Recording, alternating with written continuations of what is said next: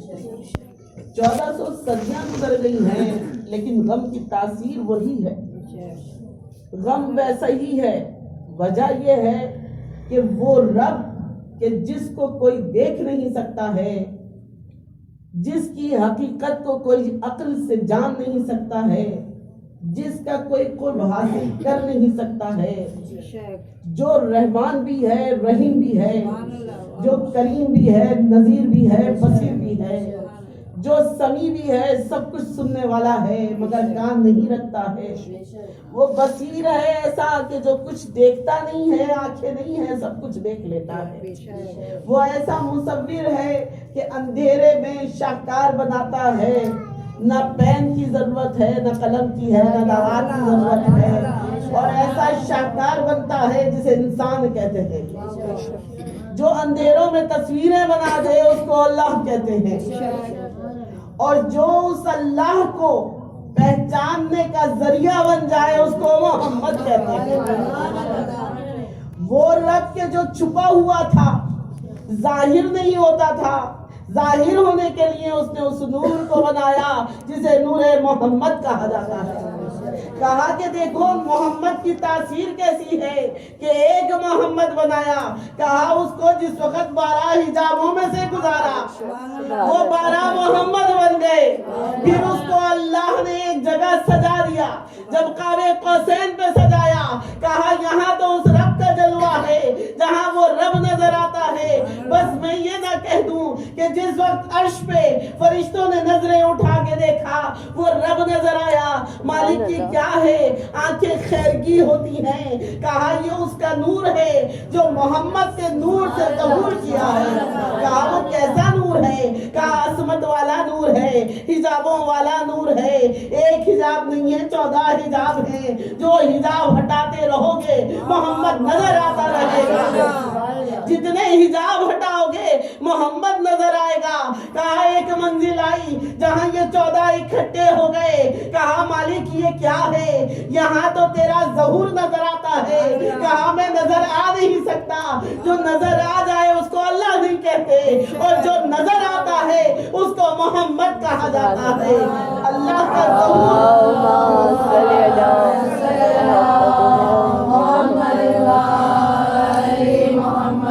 نے اس جگہ کو ایسا نورانی بنایا کہ لوح محفوظ بنا دیا اس جگہ پہ۔ کہا یہ کیسا نور ہے، کہا حجابوں والا نور ہے، یہ میرے محمد کے نور سے ساطع ہو رہا ہے، میں نے اس کو اکٹھا کر لیا ہے، میں نے اس کو جمع کر لیا ہے، اور جب جمع کرنے کا نتیجہ نکلا تو اس کو لوح محفوظ بنا دیا گیا، اس کو ایک جگہ محفوظ کر دیا گیا۔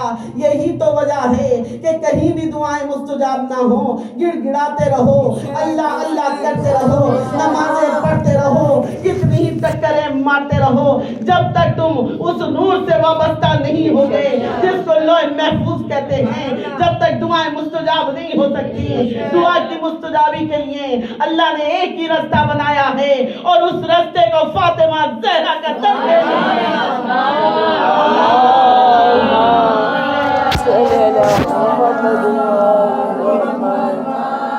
کسی کی دعا کہیں مستجاب نہیں ہو سکتی۔ کہیں آپ مصلی پہ بیٹھ جائیے، کتنی ہی عبادت گارنٹی سے کہہ رہی ہوں، آپ آزما کے دیکھ لیجئے گا، اللہ اللہ ساری زندگی کرتے رہیں، ماتھے پہ کتنے گڑھے ڈال لیں، لیکن جب تک معرفت فاطمہ زہرا نہیں ملے گی، جب تک اس کا قرب نہیں مل سکتا۔ معرفت فاطمہ زہرا سے اس کا قرب ہے، معرفت بی بی کی حاصل کرو، قرب اس کا حاصل کرو، وہ مالک ملے گا قرب فاطمہ زہرا سے۔ یہی تو وجہ ہے کہ جس وقت راہب آیا، بچے نہیں ہوتے تھے لیکن قرب فاطمہ زہرا ملا، اس در سے وابستہ ہوا، حسین کے نام سے وابستہ ہوا، کہا کہ اللہ نے اس کے نصیب میں اولاد نہیں تھی، میں نے اس کو اولاد دے دی۔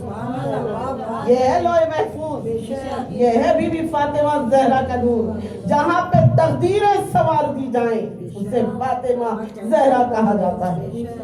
ہم لوگ جبھی تو آتے ہیں نا، جو ناممکن کام ہیں وہ ہمارے ہو جاتے ہیں۔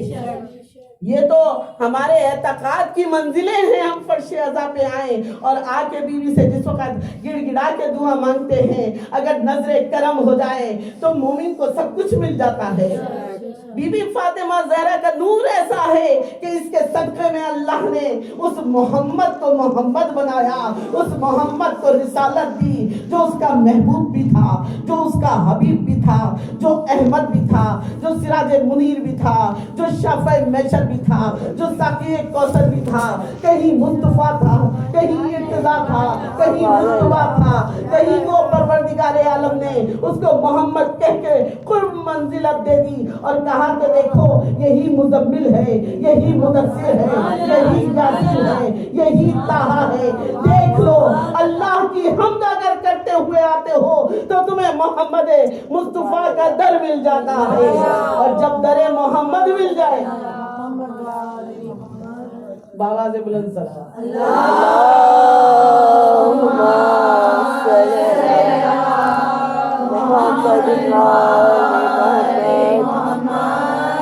عزیزوں، یہ معرفت کی منزل ہے کہ اس پروردگار نے توفیق دی کہ فرش پہ آ گئے۔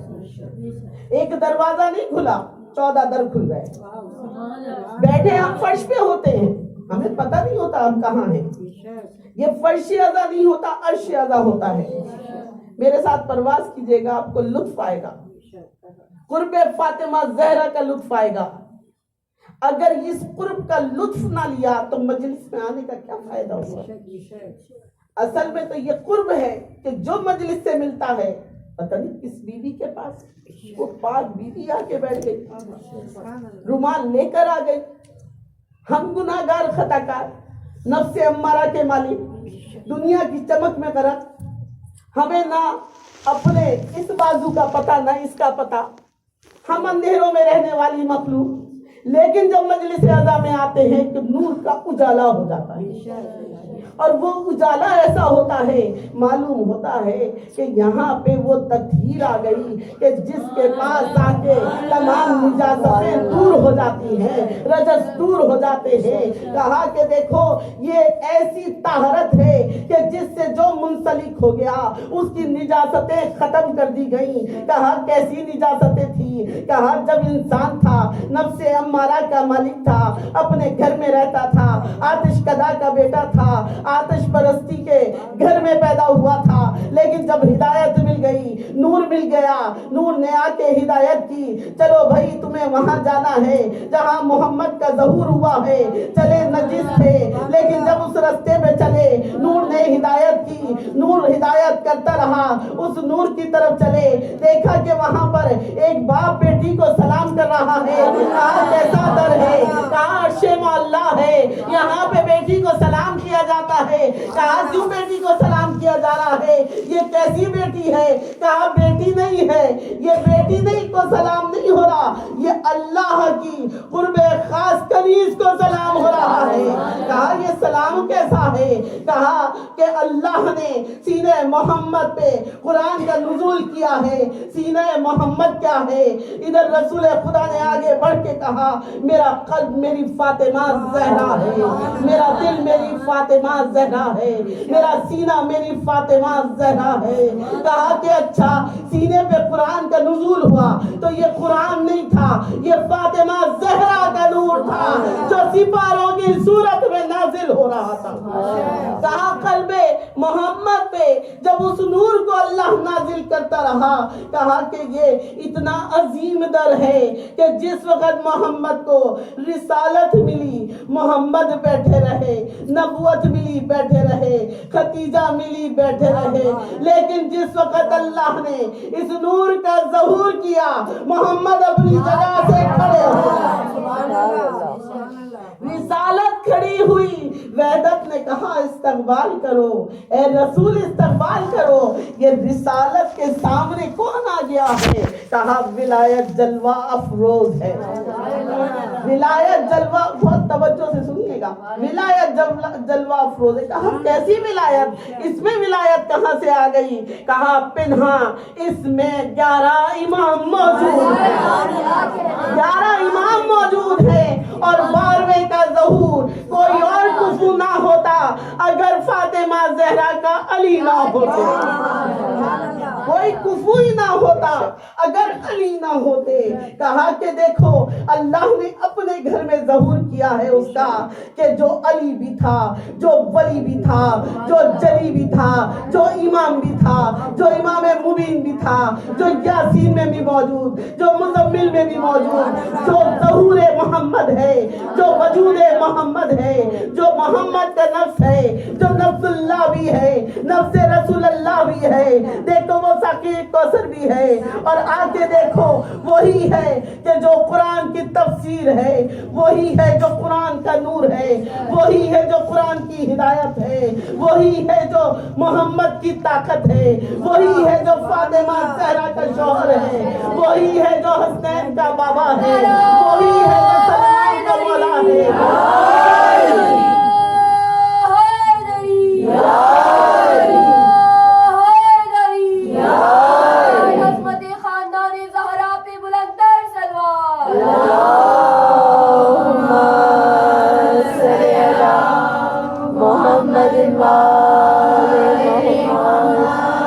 عظمت فاطمہ زہرا سمجھ میں آ جائے. ایک تو اس بیوی کو کبھی عورت نہ سمجھنا. یہ بیوی عورت نہیں ہے, عورت میں نجاست کا اطلاق ہے. یہ بیوی وہ ہے جو مریم ہے. یہ جو کہتے ہیں نا کہ نہیں ان کی تو شادی بھی ہوئی, ان کے تو بچے بھی ہوئے, معذرت کے ساتھ کسی کو برا لگے اگر میری بات کا, شادی ہوئی بچے ہوئے. شادی کس سے ہوئی؟ اس سے ہوئی, اس حلطہ سے ہوئی جو ظہور کرتا ہوا آیا اللہ کے گھر سے, جس کا ظہور اللہ کے گھر میں ہوا. کوئی نبی نہیں آیا, 1,24,000 پیغمبر بھیجے گئے, کوئی اللہ کے گھر میں نہیں آیا. آیا تو فاطمہ زہرا کا کفو آیا, بی بی فاطمہ کا کفو آیا, طہارتوں کی منزل پہ آیا. تھا ابو طالب کا بیٹا لیکن آیا اللہ کے گھر سے آیا, اس لیے فاطمہ زہرا ملنی تھی. فاطمہ زہرا کو ان کے گھر آنا تھا.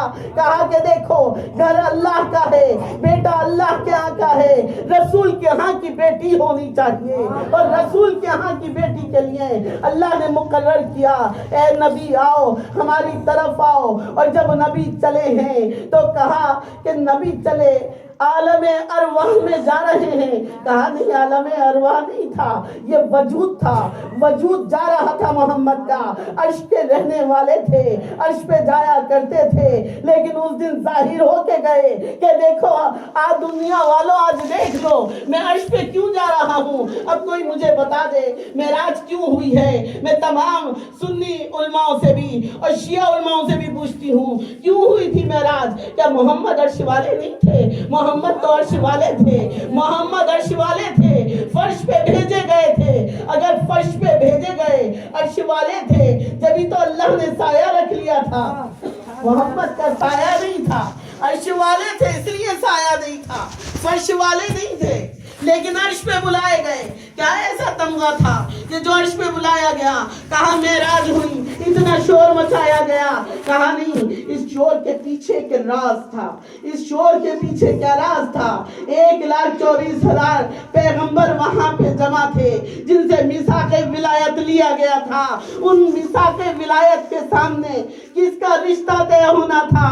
جو اللہ کے گھر میں آیا ہے اور جو بیٹی رسول کے ہاں آئی ہے. دونوں کو ایک ساتھ جوڑنا تھا تاکہ امامت وجود میں آ جائے اور حسن و حسین جیسے بیٹے ظہور میں آ جائے. اس لیے اللہ نے ان دو دریاؤں کو ملا ڈالا. اور عرش مولا پہ جب پروردگار عالم نے اس طہارت والی بیوی کو طہارتیں عطا کی تو عزیزوں کیسی طہارتیں عطا ہوئی کہ اس در پہ جو کوئی بھی آیا ہے وہ طاہر ہوتا چلا گیا. ہم جیسے گناہگار طاہر ہو جاتے ہیں کہ جب ان سے منسوب ہوتے ہیں, کہتے ہیں دل میں اگر حب علی ہوگا دم نکل جائے قبر نورانی ہوگی. وعدہ ہے قبر میں علی آئیں گے, وعدہ ہے قبر میں علی بخشوائیں گے, وعدہ ہے حب علی جو لے کر گیا. سنی شیعہ کی قید نہیں ہوتی. دین کیا ہے؟ مومن اور منافق ہے. کون مومن ہے کون منافق ہے؟ علی کی ولایت جو ہے وہ منافقوں کے چہروں کو چاک کر دیتی ہے۔ بے شک مولا کی ولایت وہ ہے، مولا کا حب وہ ہے جو چہروں کو نورانی کر دیتا ہے۔ چہرے نورانی ہوتے ہیں، مولا کی حب ایسی ہے، چہرے نورانی ہو جاتے ہیں۔ در پہ کنیزیں آئیں، بہت آئیں کنیزیں، بہت سے لوگوں نے قصیدے گائے، کہاں کہاں گئیں؟ ان کی قبر ہے کہیں؟ انہی لوگوں سے اگر سوال کریں کہ بھائی امت کی ماں تھی، قبر کہاں ہے؟ ذکر کہاں ہے؟ قبر نہیں ہے، ذکر نہیں ہے۔ وجہ کیا؟ دل میں بغض فاطمہ لیتی تھی، اللہ نے دنیا میں ہی جلا ڈالا۔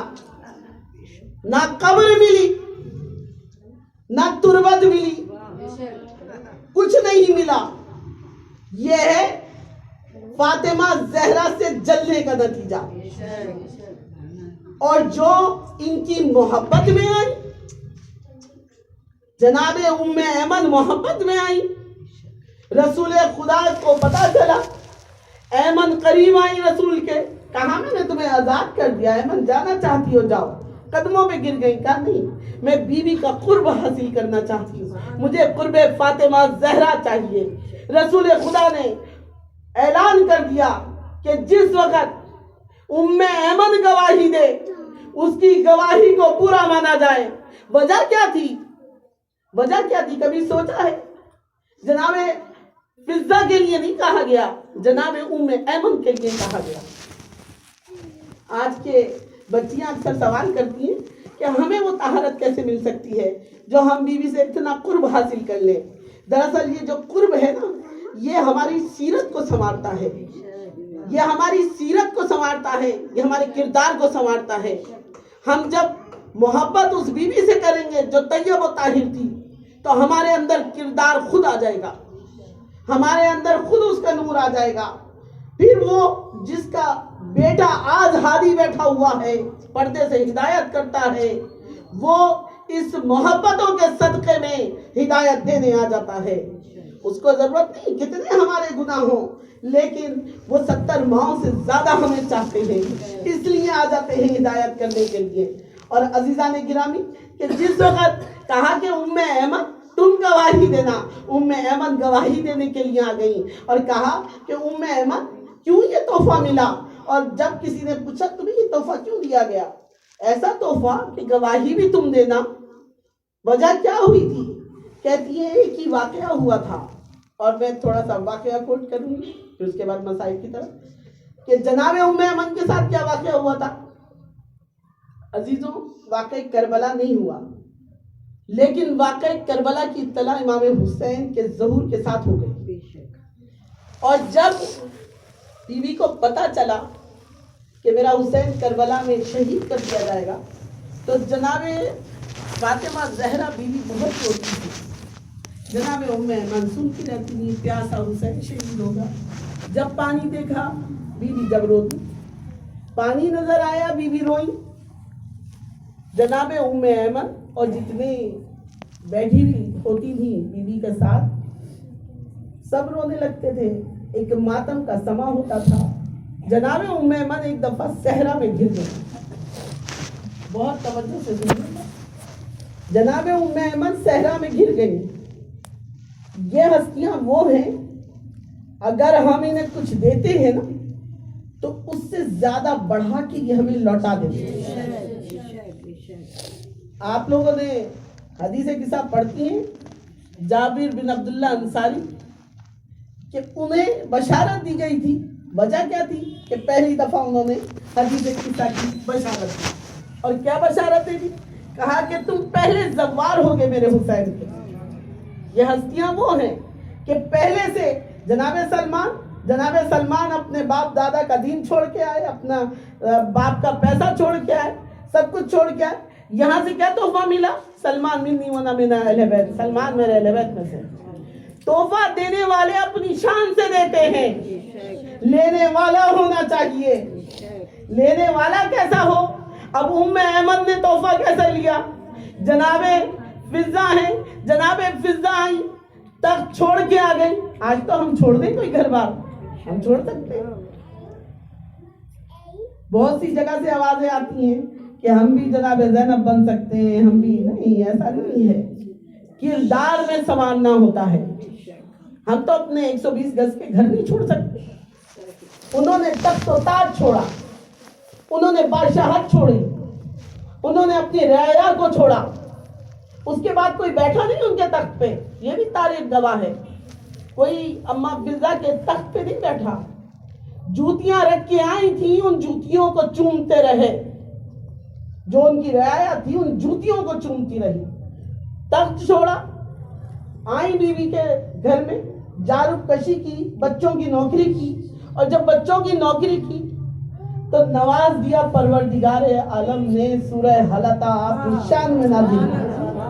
اور جب کبھی بھی رزق کی کسی کو تنگی ہو، ہدیہ کر رہی ہوں میں کہ 5 دفعہ سورہ دہر پڑھیں اور 5 روٹیاں رکھ لیں اور اس پہ نظر کر کے، اور وہ روٹیاں جو ہیں سمندر میں دریا میں. آپ 3 دن یہ عمل کریں، کیسی رزق کی پریشانی ہوگی وہ دور ہو جائے گی. عزیزان گرامی، صدقہ ان کا تھا، محمد والے محمد کا تھا. ملتا رہا چاروں طرف. جن کی نجاستیں دور کر دی گئی تھی، جن کو طہارتیں دے دی گئی تھی، جن کی منزلتوں کو بڑھا دیا گیا تھا، ام ایمن کو یہ درجہ ملا کہ تمہاری گواہی، عورت کی گواہی آدھی ہوتی ہے. کہا نہیں، تمہاری گواہی پوری ہوگی اور اس وقت ہوگی جب مسلمان میری فاطمہ کو رلا رہے ہوں گے، تمہاری پوری گواہی مانی جائے گی. رسول کی حدیث ہے، ہر ایک نے لکھا. صحیح مسلم میں بھی یہ کوٹ ہے اور صحیح بخاری میں بھی کوٹ ہے، ہر ہمارے شیعہ عالم نے بھی لکھا. لیکن عزیزان گرامی، جناب ام ایمن کو یہ مقام کیوں ملا؟ جناب ام ایمن جس وقت صحرا میں گر گئی اور صحرا میں چاروں طرف گری ہوئی تھی، اور صحرا میں اتنی شدید گرمی تھی، شدید گرمی کا عالم تھا، بے ہوش ہونے لگی. جب غشی میں جانے لگی، دل میں خیال آیا کہ رسول خدا فرماتے ہیں میرا حسین شدید گرمی کا عالم ہوگا، لقدق صحرا ہوگا، اس میں اتنی شدید گرمی میں 3 دن کی بھوک اور پیاس ہوگی، کانٹے لگے ہوئے ہوں گے حلق میں. بس اس خیال کا آنا ہے کہ آنکھوں سے آنسو بہنے لگے. اور انہوں نے اس وقت پرسہ کیا جب کربلا واقع نہیں ہوئی تھی، کربلا واقع نہیں ہوئی تھی، اس وقت پرسہ کیا اور پرسہ کر کے کہا کہ اے مالک، حسین کا واسطہ ہے جو ساقی کوثر بھی ہے، جو شافع محشر بھی ہے. اے اللہ تو میری اس پیاس کو بجھا دے، اللہ تو میری پیاس کو بجھا دے. آسمان سے ڈول آیا، ڈول زمین پہ آیا، کہا ام ایمن پانی پی لو. آواز مولا کائنات کی تھی، کہتی ہے سلام ہو اے علی اور ولی تجھ پر کہ تو نے اس صحرا میں بھی میرا خیال رکھا. اور پانی پی لیا. عزیزوں، جب پانی پی لیا بیوی نے تو اس کے بعد رسول خدا کے پاس آئی. اتنا میٹھا شیریں پانی، اتنا مزیدار پانی کہ جھومتی ہوئی آ رہی ہوں میں اور کہتی جاتی ہے یا رسول اللہ، آج میں نے کوثر کا پانی پیا، میں آج کوثر سے سیراب ہوئی. جھومتی ہوئی آ رہی ہے. رسول مسکرا رہے ہیں، علی مسکرا رہے ہیں. انہیں معلوم ہے کیسے ڈول سے پانی دیا گیا تھا. علی ساقی کوثر ہے. مسکراہٹ رہے علی کے چہرے پہ. قریب آئیں، کہا یا علی، ایسا لگتا ہے اس واقعے کے چشمدید گواہ آپ بھی ہیں. کہا کہ تم بیان کرو. کہا مولا تھوڑا سا آپ بیان کر دیجئے، آپ کی لسان قدرت سے کچھ سننے کو مل جائے. کہا ام ایمن، جب تم گری تھی تمہاری آواز عرش معلا پہ گئی. ہم نے جبرائیل سے کہا ڈول لے کے زمین پہ جاؤ، حسین کی عاشق یہاں مرنے نہیں پائے، یہاں زندگی عطا کر دو، ایسی زندگی دے دو قیامت تک کے لیے زندہ رہے. فاطمہ زہرا آگے بڑھی کہ جب میرے مہدی کا ظہور ہوگا اس وقت قبروں سے لوگ اٹھائے جائیں گے. ام ایمن بشارت دیتی ہوں کہ اس وقت آواز جب مہدی کی بلند ہوگی تم بھی اپنے قبر سے زندہ اٹھا لی جاؤ گی. ام ایمن کو بشارتیں ملنی شروع ہو گئی. ام ایمن نے وہیں سجدہ سلام کیا. اس کے بعد 40 سال تک زندہ رہی. 40 سال بیوی زندہ رہی مگر دنیا کا پانی نہ پیا. پیاس لگی ہی نہیں. کوئی ایسا زندہ دکھا دو، کوئی ایسا زندہ دیکھا ہوگا آپ نے کہ 40 سال زندہ رہی. تاریخ کہتی فرماتی ہے کہ بیوی کو پیاس نہیں لگی، ایمن نے ساقی کوثر کا پانی پی لیا تھا، علی نے دنیا میں سیراب کر دیا تھا، ضرورت ہی نہیں پڑی اس پانی کی۔ یہ عطا ہے، یہ عطا ہے، یہ جو پروردگار عالم نے کہا نا انا اعطیناک الکوثر، کہ ہم نے تمہیں عطا کر دی، کوثر عطا کر دی۔ وہ کوثر کیا ہے؟ وہ فاطمہ زہرا ہے، وہ ہماری بیوی ہے۔ لیکن عزیزان گرامی، وہ بیوی جو اتنی عظیم ہے اور اس کی اگر تربت پہ جائیں تو وہاں پہ اندھیرا، آپ کے در کے غلاموں کے مزار بنے ہوئے نہیں ہے، تو رسول کی بیٹی کا مزار نہیں۔ مطلب مسلمانوں کا اتنا حسد بیوی کی تربت سے ظاہر ہوتا ہے۔ ابھی اکثر عالموں کی آواز میرے کانوں میں آئی، میں اپنے عالموں کو کچھ نہیں کہہ رہی، وہ ہمارے رہبر ہیں، ہمارے لیے امتیاز ہے کہ ہمارے رہبر اتنے عظیم ہیں۔ آواز آئی کہ ہم قاتلوں کو بے نقاب کر سکتے ہیں۔ میں نے دل میں سوچا میں نے کہ بے نقاب ہم قاتلوں کو کیسے کریں گے؟ وہ تو بی بی زہرا کی تربت نے خود قاتلوں کو بے نقاب کر دیا۔ جس وقت ایک بچے سے کہا کہ تم جا رہے ہو جنت البقیع، عمرے کے لیے جا رہے ہو جنت البقیع جانا، اور وہاں جا کے بیوی کی تربت پہ مردوں کو جانے دیتے ہیں، بس ہمارا سلام کہہ دینا، ہمارا نام لیتے۔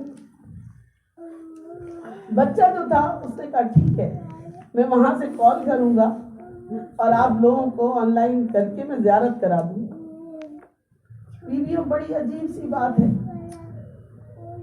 ہماری اماں مری، ان کی تربت عالی شان بن گئی، کل ہم مریں گے ہماری بھی بن جائے۔ وہ بچہ کہتا ہے کہ میں یہاں پہ 3 گھنٹے سے ڈھونڈ رہا ہوں، ہر ایک سے پوچھتا ہوں رسول کی بیٹی کی قبر کون سی ہے، لیکن یہاں سب مسلمان ہی کوئی بتاتا ہی نہیں کہ رسول کی بیٹی کی قبر کون سی ہے۔ ہم نے کہا جنت البقیع کے اندر چلے جاؤ، وہاں جا کے دیکھو۔ کہتا جنت البقیع میں کھڑا ہوا ہوں، ایک دیا نہیں جل رہا ہے، پورا سعودی عرب جگ جگ کرتا ہے، اتنی روشنی ہے کہ کہیں وہ روشنی نہیں ہے۔ لیکن جب میں جنت البقیع آیا، اتنا اندھیرا ہے، اتنا اندھیرا ہے۔ میں نے کہا بیوی تیری تربت کہاں ہے، مجھے بتا دے۔ عزیزو سلام ہو رسول کی بیٹی کہ جس وقت رسول خدا اس دنیا سے جانے لگے تو جناب سیدہ قریب آئی، گلے لگایا بابا کو کہ بابا اب میرے ساتھ کون دے گا، مجھے بہت ڈر لگ رہا ہے۔ تب فاطمہ صبر کرنا، مولا کائنات کو بلایا، علی یہ لوگ تیرے بعد تمہاری اس دنیا میں اتنے ظلم و ستم تم پہ توڑیں گے، لیکن ان کے لیے کبھی جہاد نہ کرنا۔ رسول کی وصیت پہ بیوی پاک آگے بڑھی، بابا کہا بابا میرے علی کے ویسے ہی سب دشمن، کہا ہاں سیدہ صبر کرنا ہوگا، اب وقت امتحان شروع ہو رہا تھا۔ رسول چلے گئے، ایسا وقت امتحان شروع ہوا، خبردار رسول کی بیٹی نہ روئے، آواز سے ہمیں خلل پڑتا ہے۔ سیدہ جب ہائے بابا کہتی ہیں ہماری نیند حرام ہوتی ہے۔ ارے جس دروازے کو رسول نے کھلوایا تھا اس دروازے کو بند کر دیا گیا، مولا نے ایک گجرا بنا لیا، ارے ہم وہاں پر چلے جائیں जाहिर करेंगे। फातिमा या बाबा को जब वहाँ कहा, अरे जब ताजियाना पढ़ने लगा, उस सकीना के जैसे ताजियाने पढ़े, ऐसे फातिमा ज़हरा को मना किया गया। रोने पे पाबंदी फातिमा ज़हरा पे भी थी, रोने पे पाबंदी सकीना पे भी थी। अजीजों, कैसी ये दादी और पोती एक जैसी है। अरे बाबा को वो भी ना रो सकी, बाबा को ये बीवी भी ना रो सकी। आखिर कहा कि बैठ के लिए अली को लेकर आओ। अली की क्या मजाल है, पकड़ के लेकर आओ, इसलिए तख्त पे हम बैठ गए हैं। लेकिन तख्त पे बैठ के ये समझ रहे थे कि अली की ताकत को गस्प कर लिया है, लेकिन मौला के पास तो विलायत की ताकत थी, कोई उसको छीन नहीं सकता था। आए कहा कि चलो दरबार में जाना है। बीबी ने कहा नहीं आने दूंगी।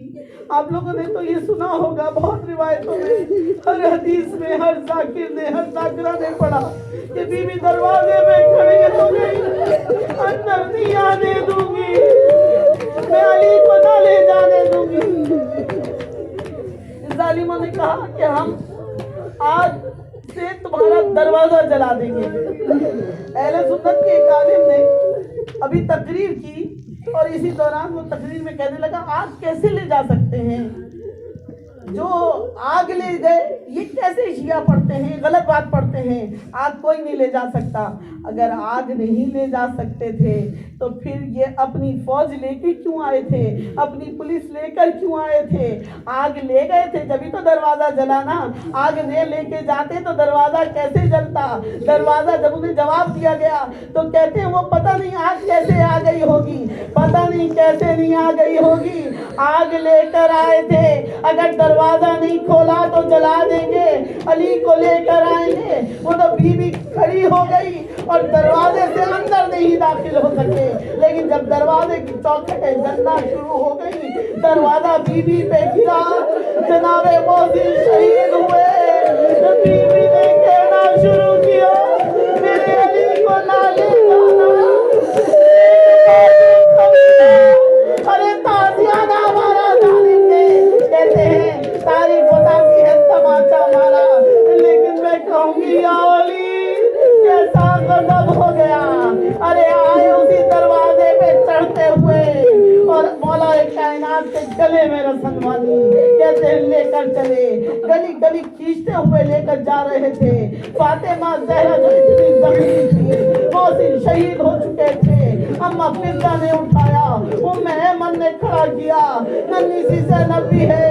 अरे जिस वक्त खड़ी हुई अली कहाँ है, कहाँ ले गए हैं दरबार में, अली को ले गए दरबार में। फातिमा ज़हरा की दुनिया देर हो गई, अरे मुझे लेके चलो दरबार में। अरे बीबी दरबार में ना जाना, अरे पलीत का दरबार है। ज़ैनब के करीब आई, ज़ैनब ने जाना मेरे साथ दो बेटे हैं, एक तरफ हसन है, दूसरी तरफ हुसैन है, मेरे साथ कोई ना आना। अरे बीबी दरबार में मौला कायनात को देखा, अरे गले में रसद है, पापे आदा है। फौरन कहा मैं बद्दुआ के लिए इरादा करती हूँ, इरादा कर रही हूँ। दोनों हाथों को बुलंद करना चाहा, दरबार की दीवारें इतनी बुलंद हो गई कि एक आदमी आराम से नीचे से गुजर सकता था। दरबार में ज़लज़ला आया, मौला कायनात को देखा बीवी ने। अरे उसी दौरान जालिम ने कहा खोल दो, जब तक सैयदा जिंदा है अली से बैत नहीं ले सकते। मौला अली की रस्म को खोला गया, बीवी ने दावा किया कि भाई ये फिदक मेरा है। पर्चियों को फाड़ दिया गया, जो रसूल की तहरीर को पटा हुआ देखा। मुख्तसर करते हुए अजीजों, मेरे अंदर इतनी जान नहीं है, मैं बीवी को आज करूं।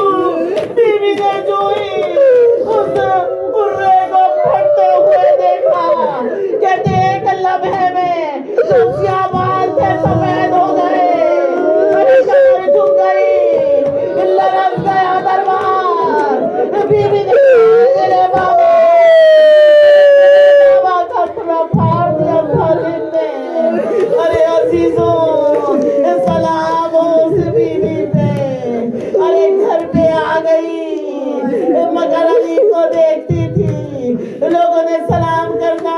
दिया था, बाबा मुझे बुला लो। एक रोज बाबा ख्वाब में आए, फातिमा नहीं आ रहा हूँ। अरे अस्मा से कहा बच्चों को रोज़ाए रसूल भेज दो। अरे बीवी उजरे में बंद हो गई, जब तक आवाज आती रहे समझना मैं जिंदा हूँ। आवाज बंद हुई, अली करीब आए, हसनैन आए, देखा बीवी दुनिया से जा चुकी है।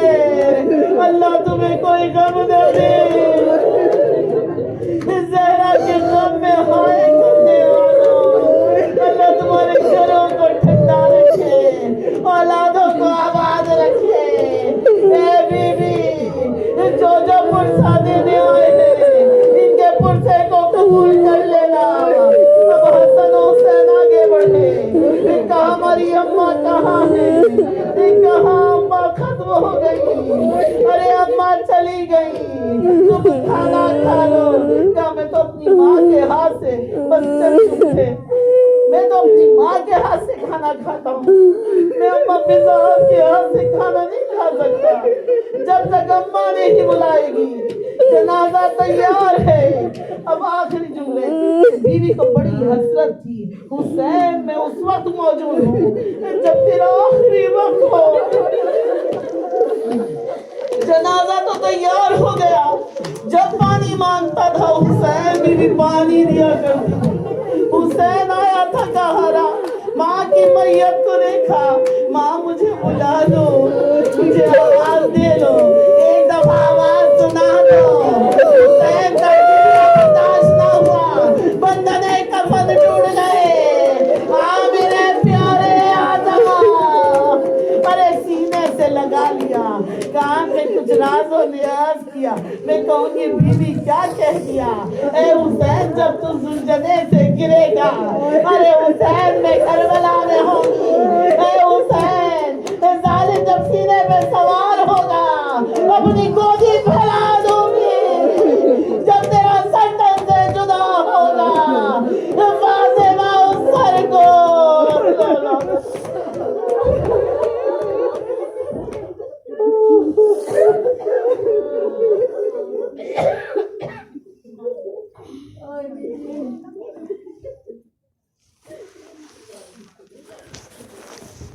इस पर शेरदा का